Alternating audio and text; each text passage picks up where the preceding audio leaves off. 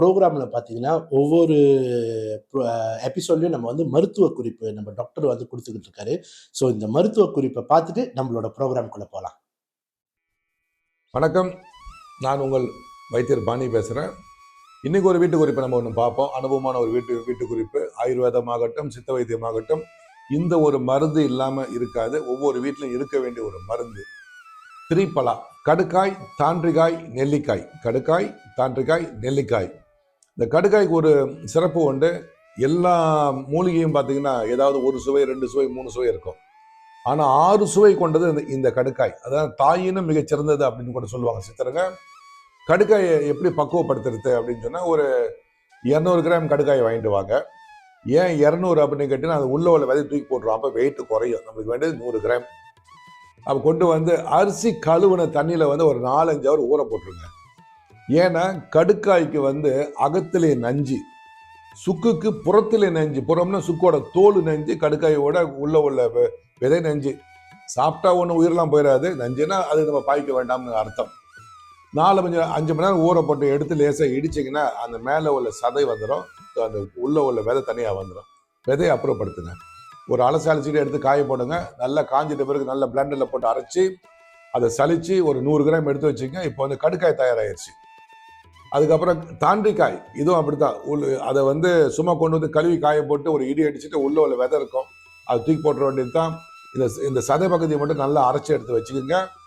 ஏன் வீட்டில் செய்ய சொல்கிறேன்னா, நீங்கள் வந்து சில இடங்களில் வாங்கும் பொழுது அவங்க அப்படியே போட்டு அரைச்சி கொடுத்துருவாங்க. இது நம்மளுக்கு சுத்தமாக இருக்கும். தாண்டிக்காய் ஒரு 100 கிராம். அதுக்கப்புறம் வந்து கடுக்காய், தாண்டிக்காய், நெல்லிக்காய். இந்த நெல்லிக்காய் வந்து நெல்லி முள்ளின்னு சொல்லுவாங்க. அது காஞ்சிட்ட பிறகு, அது நான் சொல்கிறது சிறுநெல்லி, பெருநெல்லி இல்லை, சிறுநெல்லி. இதை உடச்சே தான் வச்சுருப்பாங்க. அதை கொண்டு வாங்க, கழுவிடுங்க. கழுவுக்குள்ளே கொஞ்சம் கருப்பாக தான் போவோம்.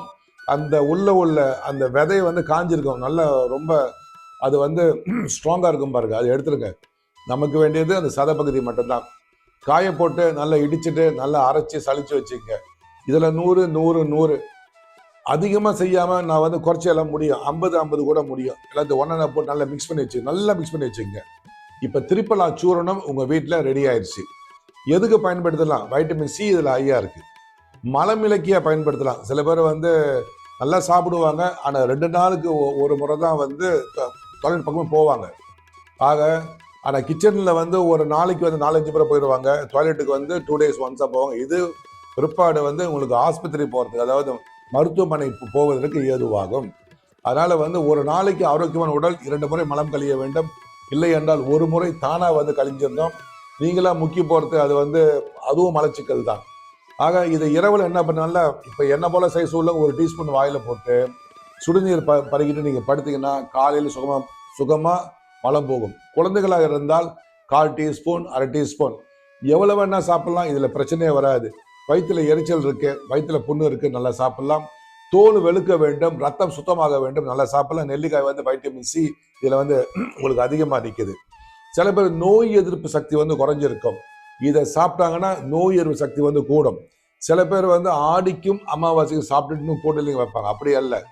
தொடர்ந்து வந்து நீங்கள் ஒரு 6 மாதம் நீங்கள் சாப்பிட்டீங்கன்னு சொன்னால் நோய் எதிர்ப்பு சக்தி எல்லாம் உங்களுக்கு வந்து அதிகரிக்கும். திரிபலா சூரணம் வீட்டில் இருக்க வேண்டிய ஒரு முக்கியமான ஒரு மருந்து. செஞ்சு வச்சுங்க. பலனும் இதில் கூட. வயிற்றுல புண்ணு இருந்தாலும் உங்களுக்கு ஆற ஆரம்பிச்சிடும். வெள்ளைப்படுதா, சாதாரண வெள்ளைப்படம் இதில் போக ஆரம்பிக்கும். காலை மாலை 2 வேளை சாப்பிடலாம். மலச்சிக்கல் ஒரு வேளை கொஞ்சம் அதிகமாக சாப்பிடுங்க.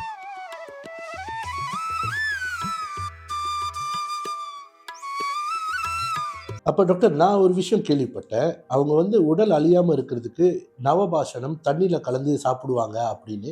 அதை பற்றி இன்னும் கொஞ்சம் தெளிவாக விளக்க முடியுமா? அது நவபாசனம் இல்லை, அதுக்கு பேர் குரு மருந்து. குரு மருந்து, முப்பு குரு.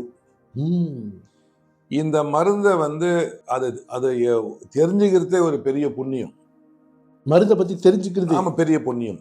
யாரு வேணா பணக்காரன் ஆயிடலாம், யாரு வேணா காரு வாங்கலாம், வீடு வாங்கலாம், எதை வேணா வாங்கலாம், ஒரு நாட்டோட தலைவனா கூட ஆகலாம். ஆனால் இந்த முப்பு குருன்னு சொன்ன பார்த்தீங்களா, இதை கண்ணால் பார்த்தாலே கோடி புண்ணியம். அதை அவங்க செஞ்சு கொஞ்சம் கொஞ்சமாக ஒரு அரிசி எடை கொஞ்சோண்டு தான் தேனில் குழைச்சி சாப்பிடுவாங்க. காலை மாலை 2 வேளை. உடம்புல வந்து தோலில் வந்து நம்மளுக்கு வந்து வருஷம் வந்து இந்த தோலெல்லாம் உறிஞ்சி வரும். இந்த பல்லெல்லாம் கொட்ட ஆரம்பிச்சிடும், முடியெல்லாம் கொட்ட ஆரம்பிச்சிடும், கண்ணில் உள்ள சதையெல்லாம் பிச்சுக்கிட்டு வரும். அந்த மேலே உள்ள இந்த கண் உறுப்புன்னு சொல்கிறோமா இல்லையா, எல்லாம் மலை ஜலமெல்லாம் அதோட விருப்பத்துக்கு போக ஆரம்பிக்கும். இதெல்லாம் போனவருக்கு திரும்ப பல்லெல்லாம் வந்து ஒரு குழந்தைக்கு எப்படி முளையுதோ முளைஞ்சு வரும். தோல் வந்து 10 ஆண்டு 10 தோல் உரியும் 10 முறை. அதுக்கப்புறம் புதிய மனிதனா அவங்க வருவாங்க. விவரமா அடுத்தடுத்து வர்றதுல கேளுங்க. இது பெரிய கதை, நான் ஷார்ட்டா முடிச்சுக்கிட்டு இருக்கேன் உங்களுக்கு. இந்த ஒரு மருந்துக்கு பேரு வந்து கற்ப மருந்து, முப்பு குருன்னு பேரு. இதுக்கு பேரு நூலே இருக்கு. வைத்தியரத்தை பலராமையா வந்து நூலை போட்டாங்க. அந்த நூலை நான் படிச்சுட்டு தான் எனக்கு 17 வயசுல இவ்வளவு பெரிய ஆர்வம் வந்து இது சம்பந்தமா ஆராய்ச்சி பண்ண ஆரம்பிச்சு இன்னைக்கு மோதன் 40 வயசுக்கு மேல ஆய்வு பண்ணிக்கிட்டு இருக்கிறேன் அந்த ஒரு துறையில. ஆக இந்த கற்ப மருந்து யாரு முடிக்கிறாங்களோ அவங்க தான் சித்தர்கள். இன்னைக்கு நீங்க பாத்தீங்கன்னா யாரு வேணா சித்தர்னு போட்டுக்கிட்டு இருக்காங்க. அவங்க சித்தர் என்றால் என்னங்கன்னா, முதல் சிம்பிளான ஒரு வார்த்தை வச்சுக்குவேன், மழை ஜலம் போவாது, ஆய் போக மாட்டாங்க, சிறுநீர் போக மாட்டாங்க. உங்களுக்கு 2 அவுட்புட் இல்லை, இன்புட் இல்லை. அவனுக்கு வந்து பசிக்காது, வயசாகாது, பிணி இல்லை, மரணமே இல்லை. திருமூலர் வந்து இந்த மருந்தை பத்தி இப்படி பாடுறாரு. உடல் நோய் மறுப்பது மருத நலாகுமே. உடல் நோய் மறுப்பது மருத நலாகுமே. உடல்ல ஒரு நோய் வராம மறுத்துடணும், வேண்டாம் எனக்கு நோய் வராத, அது ஒரு மருந்துன்னு சொல்றாரு. இனி நோய் வராமல் மறுப்பது மருத நலாகுமே. இனி ஜென்மத்துக்கு நோய் வரக்கூடாது. இப்ப இடையில இந்த கோவிட்லாம் வந்து பாருங்க, அதுவும் வரக்கூடாது நம்ம கிட்ட. அதாவது மனநோய் மறுப்பது மருத நலாகுமே. சில பேருக்கு ஸ்ட்ரெஸ், அவனுக்கு வந்து என்சைட்டி, ஃபியர், பைபோலார் சிண்ட்ரோம் என்னென்னமோ இருக்கும், இதெல்லாம் வரக்கூடாதுன்னு சொல்றாரு. மரணத்தையும் மறுப்பது மருத நலாகுமே. மரணமே வரக்கூடாதுன்னு சொல்றாங்க. ஆக அந்த 4 கோட்பாடுக்கும் ஏத்த ஒரு மருந்து என்னன்னு சொன்னா அதான் கற்ப மருந்து, அது முப்பு குரு.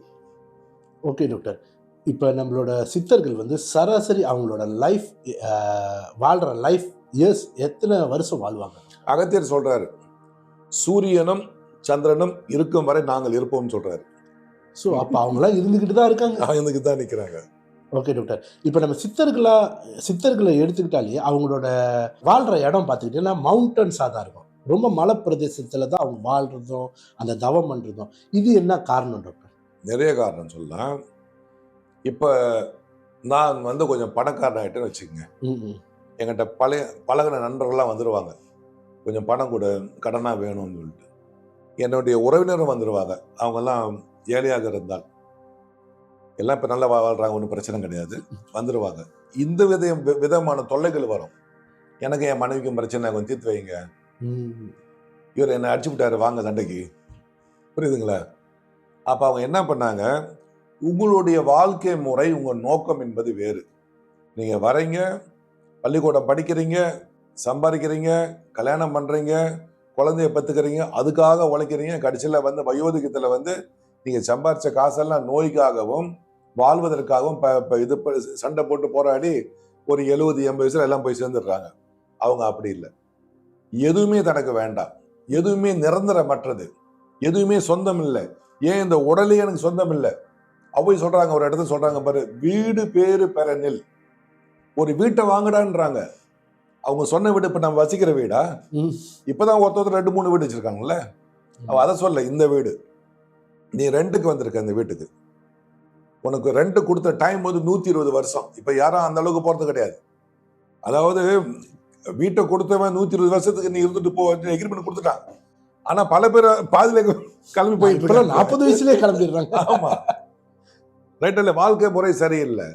அவங்க என்ன பண்ணாங்க, இந்த வீட்டை சொந்தமாக்கிறதுக்கு முயற்சி பண்ணாங்க. ஏன்னா எதுவுமே உங்களுக்கு வந்து மாற்றம் என்பதே மாறாதது, எல்லாம் மாறிக்கிட்டே நிற்கும். அப்ப இந்த உடலை வந்து தனக்கு சொந்தமாக்கிக்கிட்டாங்கன்னா முடியும். டாக்டர் வந்து ஒவ்வொரு எபிசோட்லையும் நம்மளுக்கு அந்த வாஸ்து சம்மந்தப்பட்ட விஷயங்களை வந்து ஷேர் பண்ண போகிறாரு. அது மட்டும் இல்லை, என்ன இப்போ கான்ட்ராக்டர்லாம் நம்ம தகுந்த மாதிரி வாஸ்து பார்த்தா வீடு கட்டுறாங்க, நான் வாங்கி போயிட்டேன்ப்பா, இப்போ நான் என்னப்பா பண்ணுறது, அந்த மாதிரி குழம்புற நேர்களுக்கு இந்த வீடியோ சமர்ப்பணம். நான் உங்கள் சித்த வைத்தியர் வாஸ்து நிபுணர் வாணி பேசுகிறேன். சிறு சிறு குறிப்புகள் வாஸ்து பற்றி சொல்கிறேன் பாருங்க. இப்போ உங்கள் வீடு வந்து கிழக்கு பார்த்த வீடு, வீட்டை உள்ளே இருந்து நீங்கள் வெளியே பார்க்கும்போது உங்கள் வீடு வந்து கிழக்கு பார்த்துக்கிட்டு இருக்குது. அப்படி பார்க்கும் பொழுது வாசல் எங்கே வைக்கலாம் அப்படின்னா இடது பக்கம், வீட்டை உள்ளே இருந்து வெளியாகல இடது பக்கம். அங்கே வாசல் இருந்தால் மிகச்சிறப்பு. சில சென்டரில் வைப்பாங்க. 2வது பட்சம் கண்டிப்பாக வலது பக்கம் வரக்கூடாது.